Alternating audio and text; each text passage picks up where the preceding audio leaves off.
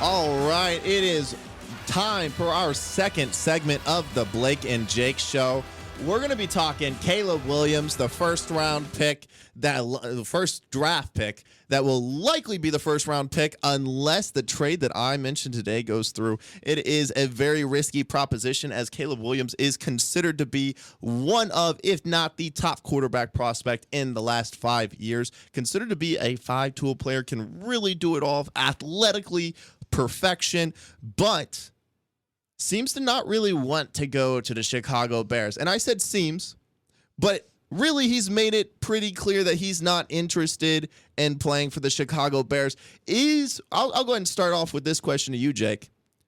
Is that leverage that Caleb Williams has? Yeah, I think it is. I think it's definitely I don't want to say a threat, but I think it is. You know, if you're coming in to the draft and there's a player that you think doesn't want to play there, I think that's a real issue. You're thinking, will he maybe not give his all, demand a trade later? I think that's definitely a concern for Chicago to have.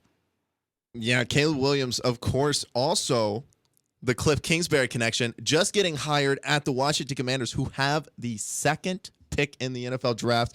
A little bit of conspiracy brewing here. Are the Washington Commanders getting ready to offer the Chicago Bears a trade to take Caleb Williams with the very first pick in the draft? I think so, and here's why.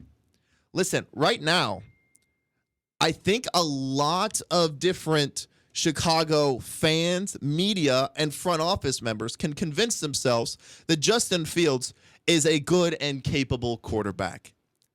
I think they can also convince themselves that Caleb Williams doesn't want to play there. And I think they can convince themselves of both of those just about as easy as the other one. Now, we look at, can it happen, right? What does Chicago really want? Well, Chicago's definitely got some cap issues. Going to need to take care of that, but also are just looking to really beef up the team. The Chicago Bears have had their identity rooted in defense for many of years, and they're going to look to continue that tradition. There's nothing that says they won't. So, what if the Chicago Bears were able to trade that very first pick for the very second pick, a second-round pick, and a second-round pick next year from the Washington Commanders? Now, let me talk what this would allow both teams to do. Chicago would be able to keep Justin Fields at quarterback, draft Marvin Harrison Jr., possibly just that blue chip prospect, the number one blue chip prospect in this draft, maybe in the last 10 years, as how highly he's been rated. And with that, you still have your ninth pick in the draft. You get to go and draft a defensive player that is top of the line, because offensive players, including quarterbacks, are going to be in the run, especially in that 1 to 6 range. Going to be a lot of quarterbacks, and then there's going to be a receivers run. 9 is a great pick for a prime defensive player at the top of his game. I don't think you're going to be in the bargain bin by 9. So I think the Bears will be able to pick a great pick at 9, then get that second-round pick. They'll have now 3 second-round picks next year and 2 second-round picks this year to work with. That's enough to build out a team, and the Commanders will not lose a ton. They're only giving up 1 pick to go to the second pick, so there won't be any kind of, we might lose our player that we want to. This is too much of a risk. Either team are playing with relatively low risk, and the Washington Commanders seem to already be on this, because that hire of Kliff Kingsberry, which was noticed by Caleb Williams online, on Twitter, on X, I apologize.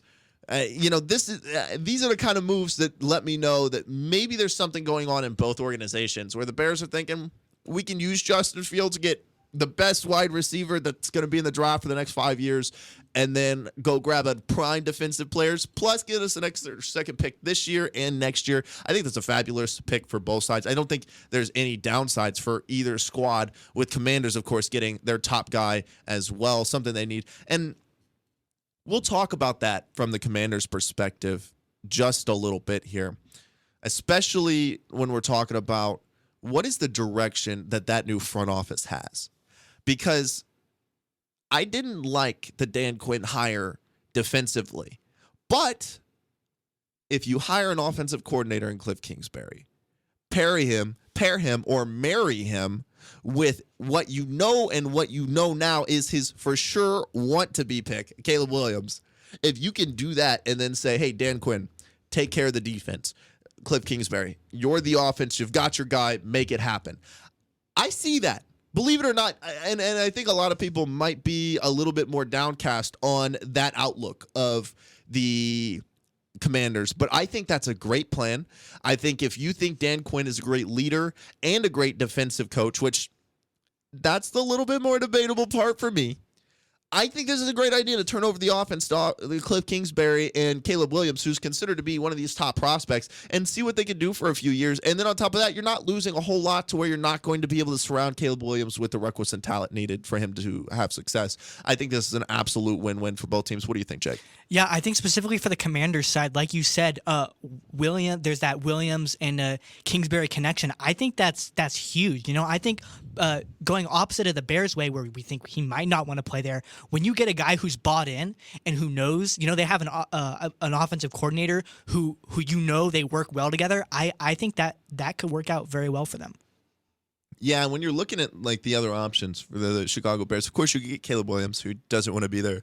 Get rid of Justin Fields, who may not be the quarterback that you would like, but definitely wants to be there, because I'm not sure any other place is going to give him the same kind of privileges as a starting quarterback as he's been.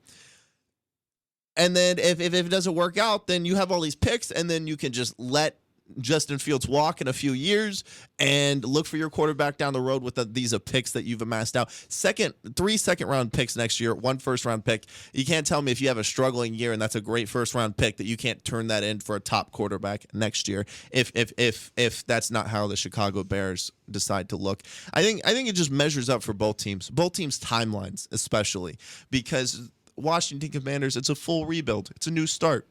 We're going to give Kliff Kingsbury a new start, somebody that clearly a lot of people think is talented, despite the failures that he's had so far with the Arizona Cardinals.